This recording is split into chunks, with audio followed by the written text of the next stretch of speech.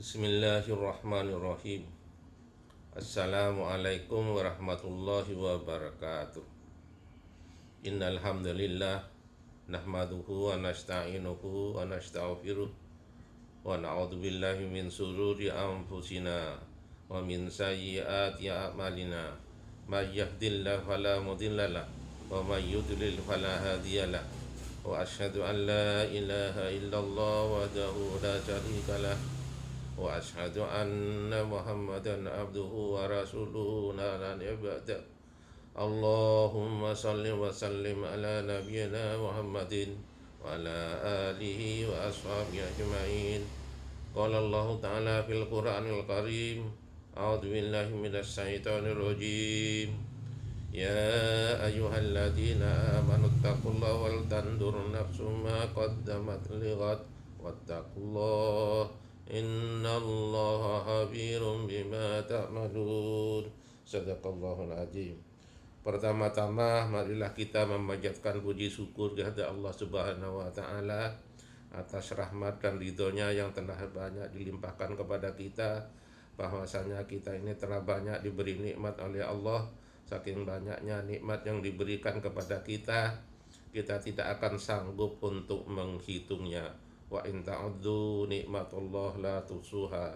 Terutama nikmat iman, nikmat Islam, nikmat sehat dan sempat, sehingga bisa kita bertatap muka kembali, membagi-bagi ilmu, membacakan ilmu kepada Bapak Ibu sekalian yang kami hormati.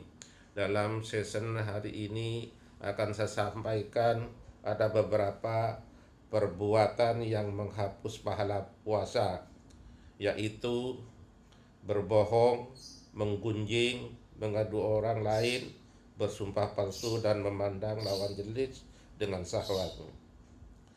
Kami jelaskan satu persatu. Yang pertama, berbohong. Berbohong adalah berkata yang tidak sesuai dengan sebenarnya. Hal ini bisa saja dilakukan tanpa saat disadari. Misalnya hanya karena iseng agar dipermudah urusannya, atau saat ditanya tentang keberadaannya oleh seseorang. Ada lagi yang berbohong untuk mencari keuntungan, bahkan merugikan orang lain. Tentu perbuatan ini mengakibatkan dosa. Ada contoh lain yang wajib hukumnya dengan berbohong tidak mendapat dosa, yaitu berbohong untuk menghindari bahaya. Misal akan dikejar oleh orang yang jahat atau akan dibunuh. Boleh saja si penolong mengatakan tidak tahu, meskipun tahu keberadaan orang tersebut. Jadi kategori bohong itu macam-macam. Jangan berbohong yang dapat mengakibatkan dosa. Jika dilakukan di bulan puasa Ramadan akan menghilangkan pahala puasanya. Yang kedua, ghibah atau menggunjing, yaitu menceritakan orang lain tentang perkataannya, perbuatannya, dan keadaan pribadinya. Gunjingan boleh dan tidak berdosa apabila sesuai dengan keadaan yang sebenarnya dan tidak menyakiti hati orang yang digunjingnya. Dan gunjingan yang diperbolehkan adalah untuk menyelidikkan kasus, misalnya orang mengetahui calon suami atau calon istri, keluarganya dan sebagainya. Gunjingan yang hukumnya haram adalah dengan ukuran apabila orang yang digunjing tidak rela dan sakit hati. Dalam sabda Rasulullah Sallallahu Alaihi Wasallam, ghibah adalah atau engkau ceritakan tentang saudaramu yang sekiranya ia mendengar ia tidak rela. Maka ketika gunjingan itu melebihi dari keadaan yang sebenarnya, mengada-ada dan melebihi dari keadaannya, maka itu disebut fitnah, dan hal ini melebihi dari gunjingan. Jika dilakukan di bulan Ramadan, maka pahala puasanya akan terhapus. Yang ketiga, mengadu domba.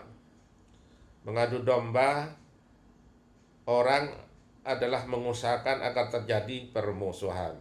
Biasanya kegiatan ini dilakukan pada saat melakukan gunjingan dan fitnah yang berlanjut mengadu orang lain.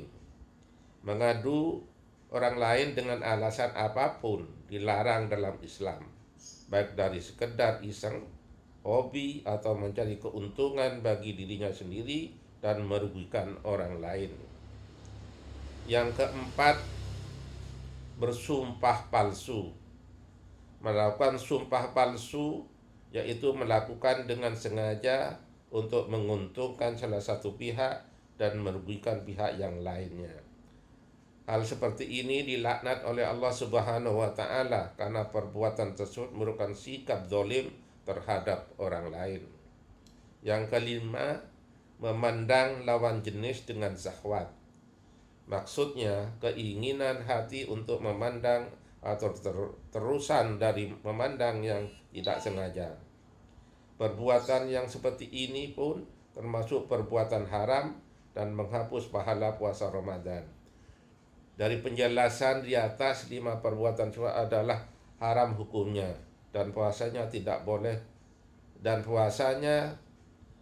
boleh dibatalkan, namun dalam hal urusan pahala jangan mengharapkannya karena telah terhapus dengan noda-noda tersebut. Marilah kita berusaha menjaga puasa tetap bersih dari noda tersebut agar pahala turut di dalamnya. Di dalam puasa tersebut Rasulullah bersabda, berapa banyak orang berpuasa tapi tidak mendapat apa-apa dari puasanya. Demikianlah, semoga mudah-mudahan mari kita usahakan semaksimal mungkin menghindari hal tersebut agar puasa kita diterima oleh Allah Subhanahu wa Ta'ala. Dan mudah-mudahan artikel ini bermanfaat pada kita semua. Jangan lupa di subscribe, like, and share. Demikianlah, wassalamualaikum warahmatullahi wabarakatuh.